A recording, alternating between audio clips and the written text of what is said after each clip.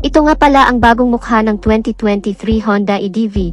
Mas gumanda pa ang kanyang mga color combination sa pagkakataong ito. Halina't silipin natin kung ano ang meron sa bagong adventure scooter na ito ng Honda. Welcome ulit sa ating panibagong video.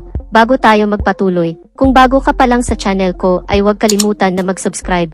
Pakihit na rin ang notification bell icon para lagi kang updated sa ating mga bagong video upload. Isama mo na ring pindutin ang like button bilang suporta sa ating munting channel at huwag din kalimutang i-follow ang ating Facebook page. Ang Honda EDV 160 ay isa sa pinakamagandang motor na mayroong malakas na performance at may mala-aggressive na disenyo. Ngunit ngayong taong 2023 may bago na naman tayong dahilan para maging excited sa Honda EDV 160 sapagkat sa bansang Malaysia nito lang nakaraang buwan. Bukod sa mga kulay na kasalukuyang meron ang Honda EDV 160 sa merkado, ay dinagdag ng Honda ang mga kulay na ito na may mga dilaw na color combination. Bukod pa dyan ay ang candy red na sadya nga naman mas kaakit-akit pa sa mga mata. Ginawang mas bold at maangas ang mga print sa decals o sticker. Ngunit ang isang tanong, bukod sa bagong kulay ay meron din bang nabago sa pagkakataong ito sa kanyang makina? Well, sa pagkakataong ito sadyang mga bago na kulay pa ang na-introduce sa atin ni Honda. Walang pagbabago sa makina. At sa tingin ko ay matagal-tagal pa bago mag-upgrade ulit si Honda EDV 160 sa mas mataas na cubic centimeter o cc. Ganun pa rin naman ito na merong 160cc na engine displacement, liquid-cooled pa din, at merong 4 valves. Present pa din ang Enhanced Smart Power o sa iba na katawagan ay ESP Plus technology. Bukod pa riyan ay ang pagkakaroon pa rin ito ng safety features, like traction control system na siyang tumutulong sa reader upang maiwasan ang pag-shed o ang pagkadulas ng gulong sa mga mabuhangin o basa na kalsada. Ngunit ang isa pa na tanong, paano naman ang sa comfort at iba pa na features, mayroon bang mga nabago dito sa 2023 na bersyon ng Honda EDV 160? Para sagutin ang katanungan na yan ay wala pa rin. Kung ano ang mga safety features ng una na inilabas na Honda EDV 160 ay ganun pa rin naman. Meron pa din itong anti-lock braking system o ABS na tinatawag na kapartner naman na sa traction control system o TCS technology.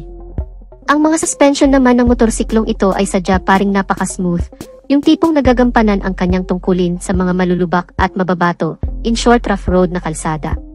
Naroon pa din ang kanyang malalawak na U-box o sa ibang katawagan ay under-seat compartment, pati ang kanyang glove box or front pocket na kung saan nakakubli ang isang outlet na pwede kang mag-charge ng iyong cellphone.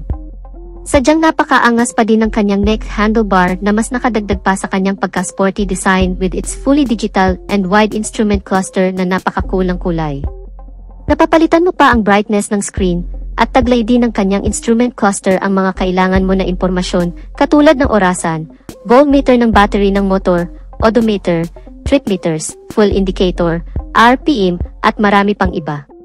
Sa kabuuan ang bagong release na ito ng Honda EDV 160 ay kapananabikan pa rin para doon sa mga nagbabalak bumili ng motor, kasi kung sold ka na sa specs and features ng motor na ito ay lalo ka pang mananabik dahil maraming kulay na ang pagpipilian. Hindi kagaya noong unang inilabas ang Honda EDV 160 na sadyang pahirapan ang paghahanap ng kulay na gusto mo.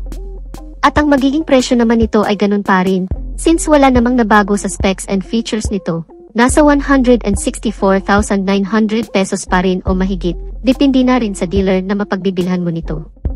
Ngayon ang gusto ng karamihan at isa na ako doon ay sana makarating na dito sa Pilipinas ang mga bagong color variation na ito ng Honda EDV 160 sa lalong madaling panahon. Nagustuhan nyo ba ang bagong color variation ng 2023 Honda EDV 160? Comment your thoughts sa comment section below. At dito na natin tatapusin ang video natin mga ka-Wizard Moto. Sana nagustuhan ninyo ang video.